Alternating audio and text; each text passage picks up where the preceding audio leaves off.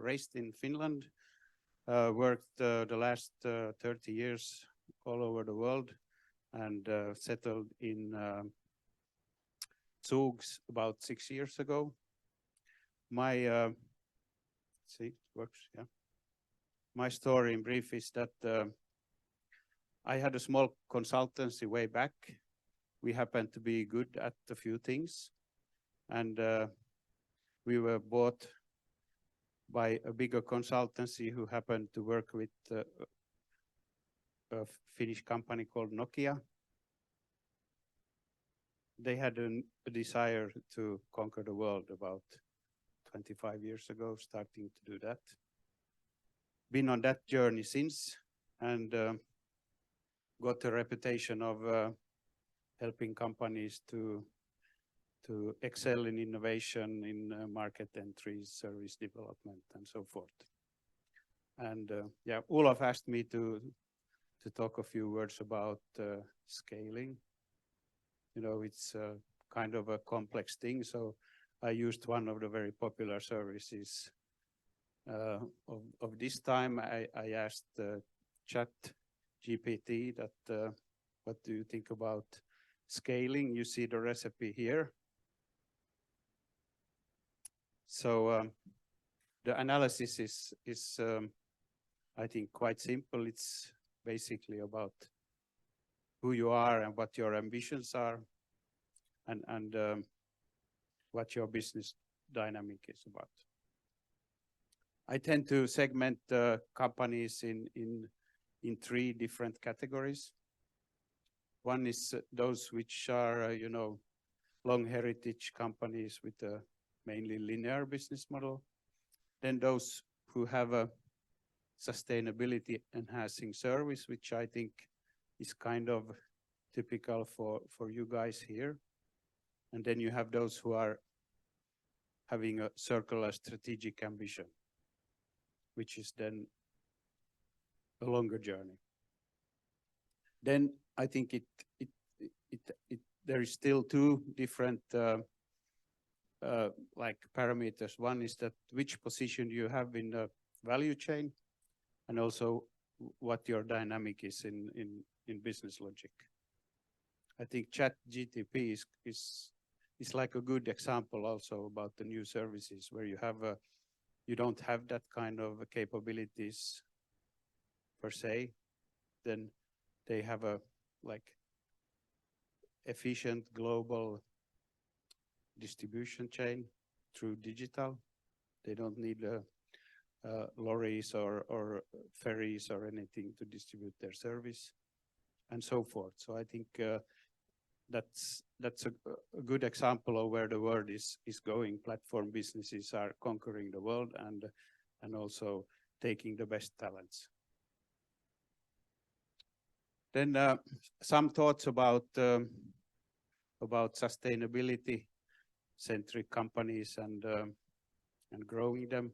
I tried to dive in a bit to the situation of your operations, and I think learning also from my previous track is that if you try to do something remarkable alone, then the journey is longer than doing something together. So just giving you some reflections on how I see the world and what has been done during the last months together with Swiss Frame, where we have like practiced a bit to help Baltz and his team to get a bit closer to their dreams. So I use some examples of what we have done. If we look at today and compare it to yesterday, I think it's very important to realize that the future will be different from the history. And why is that? There are different forces which are actually driving that. I will come back to them. But I think absolutely it's a time, if you have a solid ambition and you have a product or a service which contributes to sustainability. There are a lot of movements going on, which are actually, you know, they are moving the world. And then if we start looking at 4 points, I would just mention the starting point again, saying that there are underlying drivers. Companies who are solid within ESG are considered premium ones. There is a change in consumer behavior, which is shifting constantly and maybe behind the scenes more than we think. And then also there are legislation. This is just one example, which is really driving, you know, change in the future in a completely other way than before.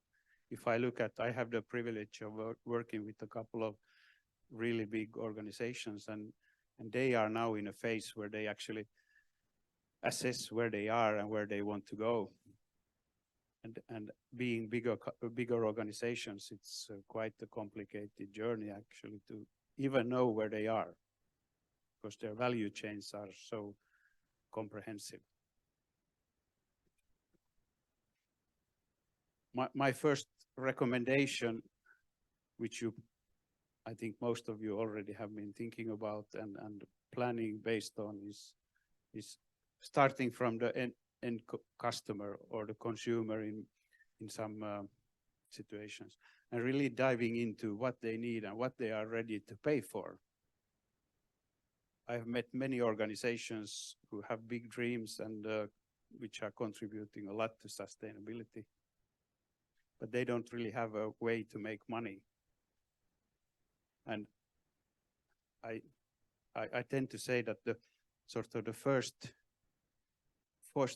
layer of sustainability is commercial or financial, because if you don't have that, then you don't have a future. So just an example of drivers for Swiss Frame here is that within the real estate market, there are legislations and regulations which are actually forcing real estate owners to renovate in order to have their flats rented in the future. And then if you build new, you need to build them in another way. So if you are when you are in the business of building technology, then there is a place to play.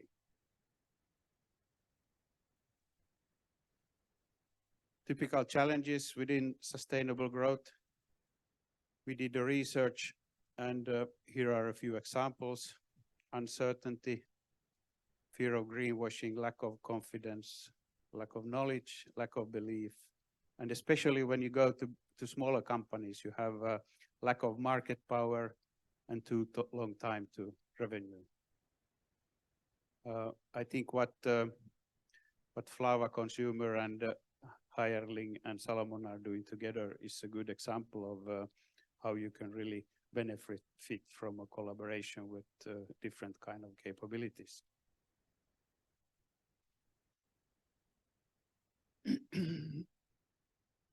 It seems that the bigger companies, based on this research, which is European-wide and a Swiss one is coming tomorrow, that the traditional companies are not really fit to change as of now. It's more about knowing where they are and where they want to go. And the more industrial they are, the more complicated it is to change. We tend to say that the time has come when the sustainability responsibles and top management needs to start to work together. Maybe in some points fight together about the revenue and today and tomorrow.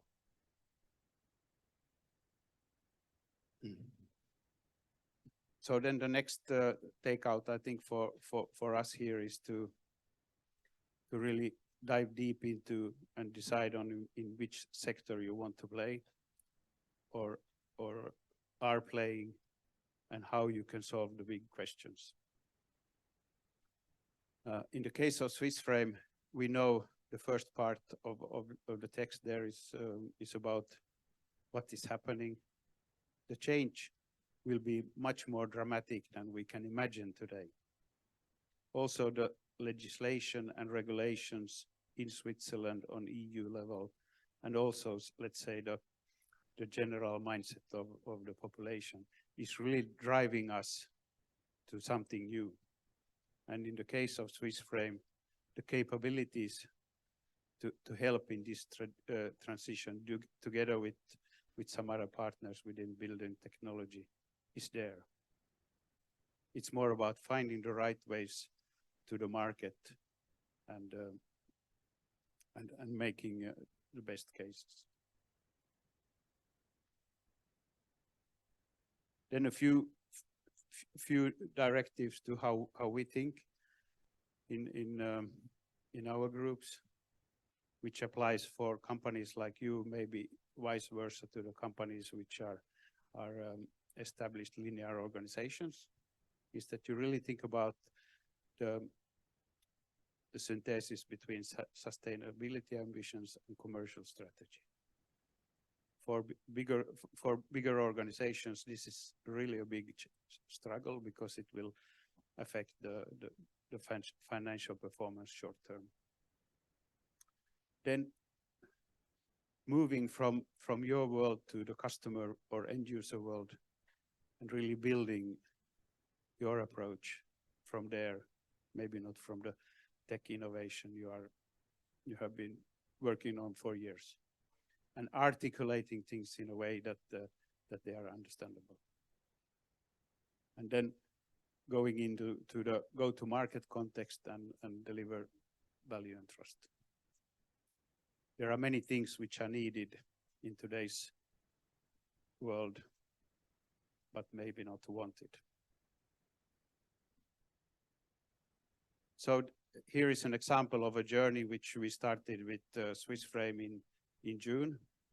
I won't go into the details, but if we change a bit, we can say that we started to actually looking at how the ecosystem works and who are our customers, what could be the offering, then how we would move towards the market, and in the end, quantifying the customer value. And as in a few weeks, I think we are ready with the work where we can say that we have capabilities commercially to scale, which wasn't the case in the same sense about 4 months ago. How we think you can fuel growth. Actually, I think it's a bit like mobile telephony way back, you know, the tribe you represent is the new normal. We are moving from an era of linear to circular economy, and that's inevitable in the long run. Maybe we won't see it, all of us, you know, during our lifetime, but that needs to happen. So I tend to say that the first thing which is actually defining a success is your attitude. And yeah, you know, from where I come, there wasn't much of anything 100 years ago.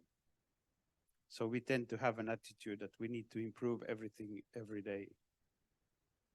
When you go to Central Europe, there was already, you know, a functioning society 500-600 years ago or more. So I think the attitude that you always work like it would be the first day and you had nothing, I think is the starting point for any success.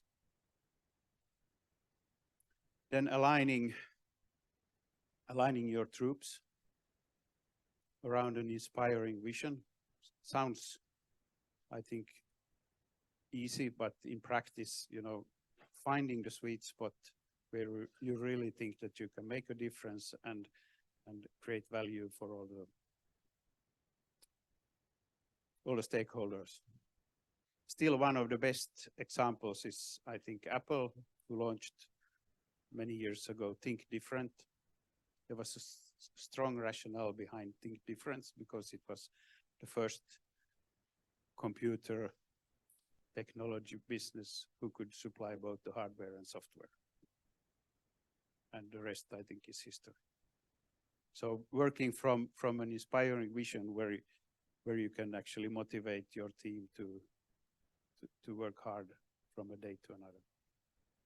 Then going into a more rational matrix of current services, new services, current markets, and new markets. There, I want just to show you an example. What we did with Swiss Frame is that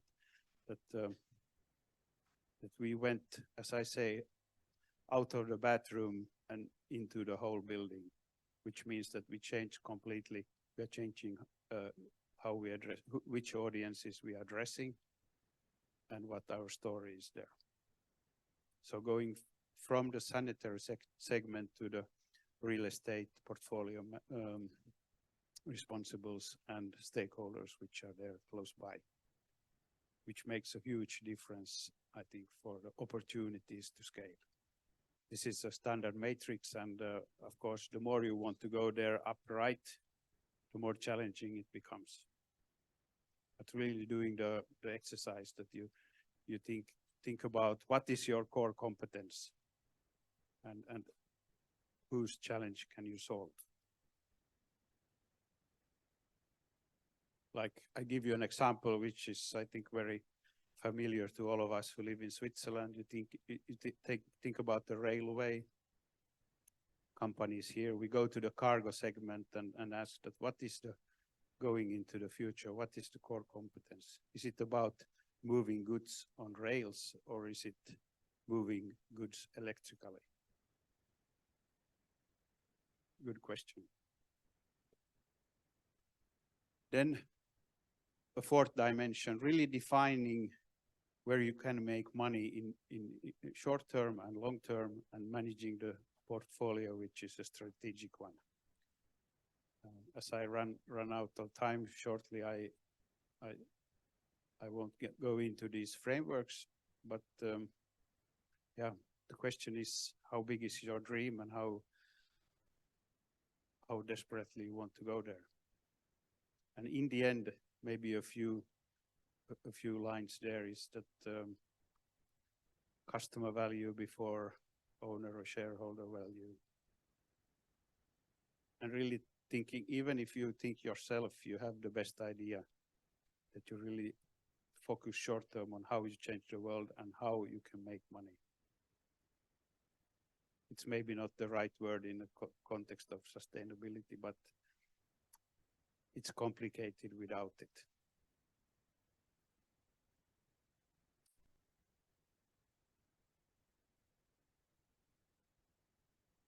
Just to finish off, there are several frameworks on how to become, let's say, more competitive commercially, and happy to share those in case you are interested. I've agreed with Olaf that I have a brief meeting with all of the interested Next Generation members, maybe not all in the same week, but let's say during 24, I'm happy to continue my journey here in Switzerland to learn more about companies who want to grow.